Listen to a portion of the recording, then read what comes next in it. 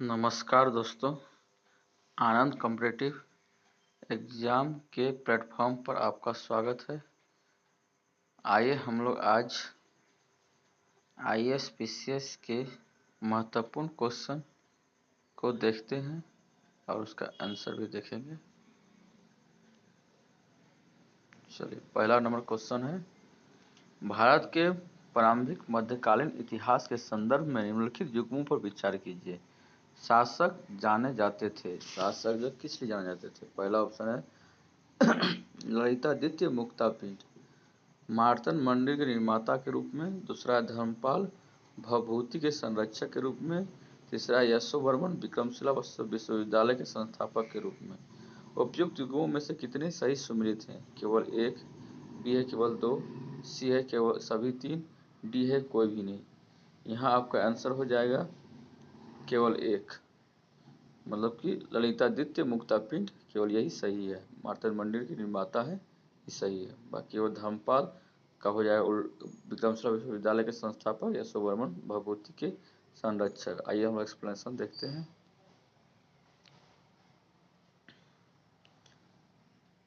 सही सुमेलित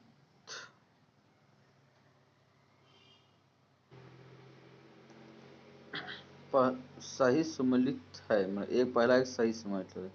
कारकोट, जिसे काकोटक राजवंश की स्थापना दुर्लभ वर्धन ने 558 में की थी। दुर्लभ वर्धन ने कनौज के एक मंदिर में स्थापित करने के लिए अवशेष भेंट करके बुद्ध का एक कीमती दंत हर्षवर्धन की मित्रता प्राप्त की थी। कारकोट राजवंश का सबसे शक्तिशाली शासक ललितादित्य मुक्तापिंड था, जिसका शासनकाल 724 से 60 ईस्वी तक था। इसे निम्नलिखित के लिए जाना जाता है। ललिता मुक्तापिंड को किसके जाना जाता है?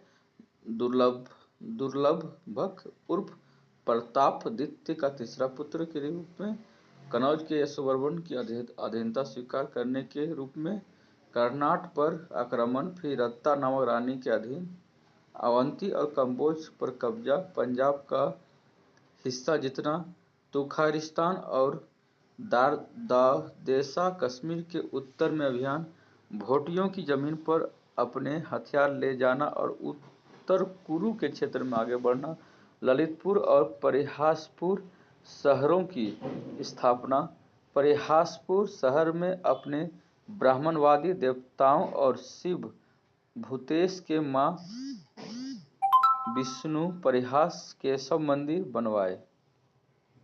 इसके अलावा इस मंदिर शहर में उन्होंने गरुड़ की पत्थर की मूर्ति बनवाई और बुद्ध की एक विशाल मूर्ति का निर्माण किया। हुसपुर में मुक्ता स्वामिनी की एक छवि और ज्येष्ठ रुद्र के रूप के मंदिर का निर्माण किया। हुसपुर में बौद्ध विहारों का निर्माण करवाया। सूर्य के मार्तंड मंदिर का निर्माण करवाया। पाल राजवंश की स्थापना गोपाल पाल ने किया था, जिसका शासनकाल 750 से 770 ईस्वी तक था। यह बंगाल में किया था। उन्होंने यह व्यवस्था स्थापित करते हुए मत्स्य शक्तिशाली द्वारा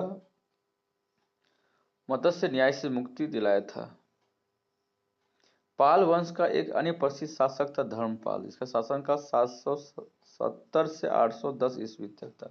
गोपाल का पुत्र और उत्तराधिकारी, जिसने उत्तर भारत के बड़े हिस्से पर पाल वंश का शासन बढ़ाया, वह बौद्ध धर्म का अनुयायी भी था। उसने कई बौद्ध मठों का निर्माण कराया और प्रसिद्ध विक्रमशिला विश्वविद्यालय की स्थापना किया धर्मपाल ने। अब हम लोग यशोवर्मन के बारे में जानते हैं। यशोवर्मन का शासनकाल 725 से 752 ईस्वी तक था, जो कनौज की गद्दी पर बैठे थे। एक महान योद्धा थे।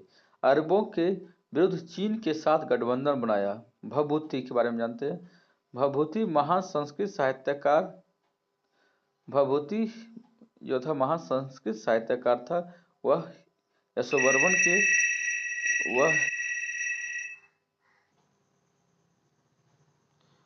वाग्भटी ने गोडवाहो प्राकृत कविता लिखी। चलिए हम लोग नेक्स्ट क्वेश्चन देखते हैं। दिल्ली सल्तनत के अलाउद्दीन खिलजी के संदर्भ में निम्नलिखित कथनों पर विचार कीजिए। पहला ऑप्शन है, उन्होंने तुगलक को हराकर खिलजी वंश की स्थापना की। दूसरा है, उन्होंने कीमतों को नियंत्रित करने के लिए बाजार सुधारों की शुरुआत की। तीसरा है, उन्होंने अपनी सीमाओं को मंगोलों से सुरक्षित करने के लिए उनके प्रति शांति और तुष्टीकरण की नीति अपनाई। उपयुक्त कथनों में से कितने कथन सही हैं? आपका ऑप्शन है केवल एक, बी है केवल दो, सी है सभी तीन, डी है कोई भी नहीं। देखते हैं क्या आंसर होगा। तो यहाँ पर दिल्ली सल्तनत तुगलक को हराकर खिलजी वंश की स्थापना की थी, ये गलत है। इन्होंने खिलजी वंश की स्थापना नहीं की थी, जलालुद्दीन खिलजी ने खिलजी वंश की स्थापना की थी। दूसरा है, उन्होंने कीमतों को नियंत्रित करने के लिए बाजार सुधारों की शुरुआत की थी, यह सही है। तीसरा भी गलत है, उन्होंने अपनी सीमाओं को मंगोलों से सुरक्षित करने के लिए उनके प्रति शांति और तुष्टीकरण की नीति अपनाई, यह भी गलत है। इस प्रकार से आपका ऑप्शन हो जाएगा केवल एक, इसलिए ये ऑप्शन सही है। अब इसका एक्सप्लेनेशन पढ़ सकते हैं।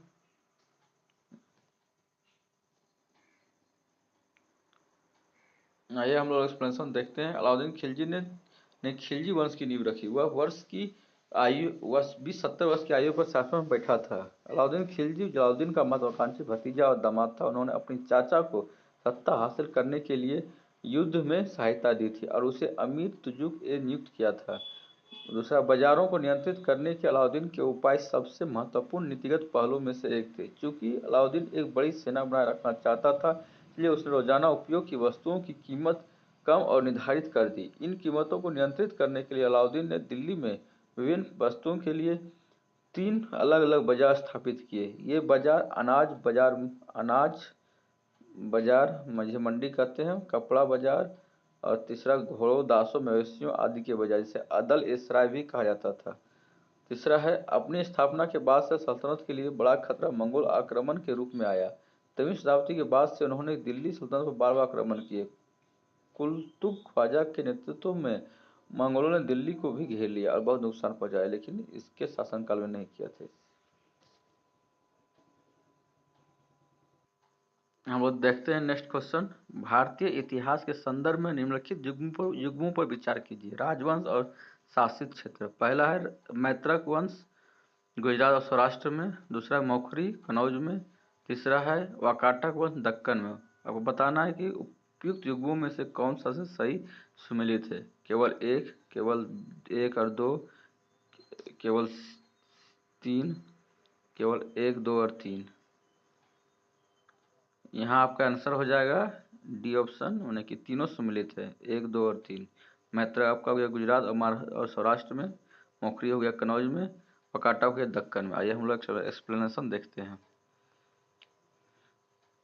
मैत्रक राजवंश एक भारतीय राजवंश था। 8वीं शताब्दी 5वीं से 8वीं शताब्दी से जिसने में गायकवाड़ क्षेत्र ईस्वी तक गुजरात और सौराष्ट्र का शासन किया था। इसके संस्थापक भट्टारक थे, जो एक सेनापति थे। उन्होंने गुप्त साम्राज्य के पतन का फायदा उठाया और खुद को गुजरात और सौराष्ट्र के शासक के रूप में स्थापित किया था। बल्लभी को भी अपनी राजधानी बनाया था। मौखरी वंश, वे 6ठी शताब्दी ईस्वी के उत्तरी भारतीय शासक थे। वे मुख्य रूप से गुप्तों के सामंत थे। 6ठी शताब्दी में मौखरियों ने कनौज में अपनी स्वतंत्रता स्थापित की। मौखरियों ने राज्य के उत्तर प्रदेश के अधिकांश भाग पर शासन किया और वर्तमान दक्षिण बिहार के मगध पर भी उनका नियंत्रण था।